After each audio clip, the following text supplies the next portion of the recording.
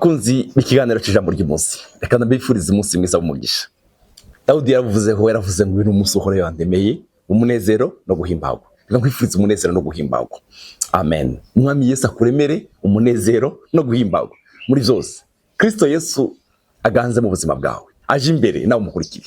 Haleluya. Yesu aguha umugisha. Reka dusangire Zaburi 30:5. Haravuga ngo intimba umurongo wa 5 bavuga ngo kuko uburake bwe aribwo kanyisase. Ibintu bitatu biri muri uyu murongo.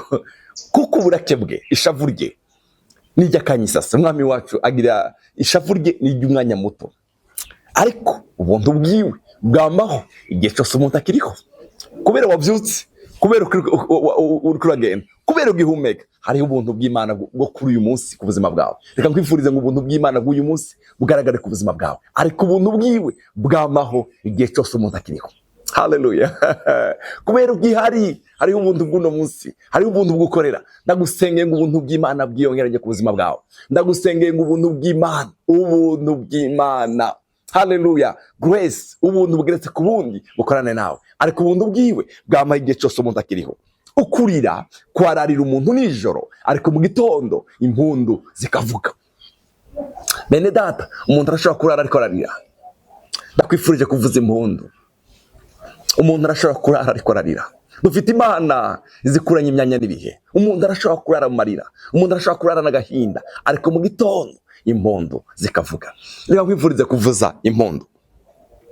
Reka umurongo wa 11 haravuga ngo intimba yanje uyihinduye imbyino, unkenyuruye amagunira yanje unkenyeza umunezero. Bibiri y'ijambo ry'Imana iravuga ngo umuborogo wanje wawuhinduye imbyino. Umuborogo wanje wawuhinduye imbyino y'ibyishimo.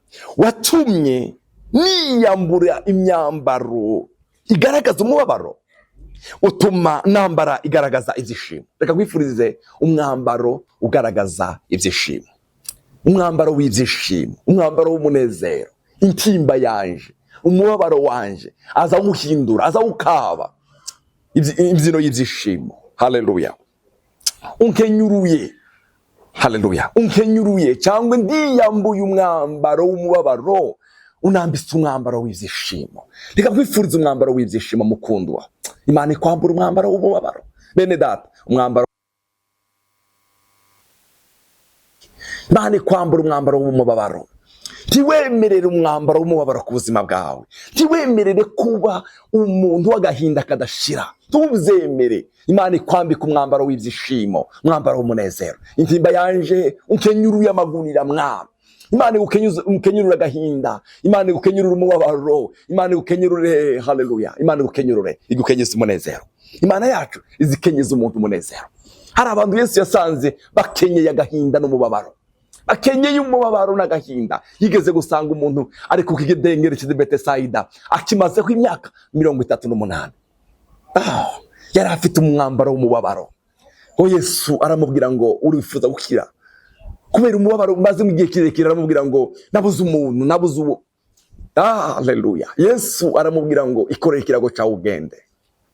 Nikorere ikirago, ndaciye mu mazi, ikorere ikirago cyawe. Haleluya. Iyo uhuye na Yesu nta kindi kintu agukorera, agukuraho uwo mwambaro w'umubabaro, mwambaro w'agahinda, akagukenyeza umwambaro w'ibyishimo. Ndakwifurije, ndagusengera ngo umwami Imana, amen, umwami Imana, haleluya, agukenyurure uwo mwambaro umaze mu gihe kirekire. Imana igukenyeza umwambaro w'ibyishimo. Uwo muntu yavuye aho ariko ariruka ishimye izina ry'Umwami, ariko aravuga gukomera kw'Imana. Haleluya. Dufite Imana izikura umubabaro mu mutima. Urashaka kuba umaze igihe kirekire umerewe nabi, urwaye, ariko dufite Yesu. Haleluya. Umugore Elisa yasanze afite ideni, baje gutwara amahungu biwe. Elisa aramubaza ngo ese ufite iki? Mfite uduvuta tw'amazi dukeya twayirayo.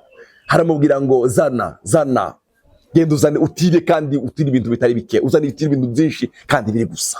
Uyu mugore yari afite umubabaro utangaje. Bene data, ahuye na Elisa, ubuzima bwe bwarahindutse. Uwo mwanya uwo mugore aba umugore w'umugwiza atunga akomeye. Reka kwifurize kino kintu. Umwami Yesu aguhindura ubuzima, izikenyurura umubabaro, izikenyurura agahinda, ikatwukenyeza ng'umwambaro ugaragaza ibyishimo.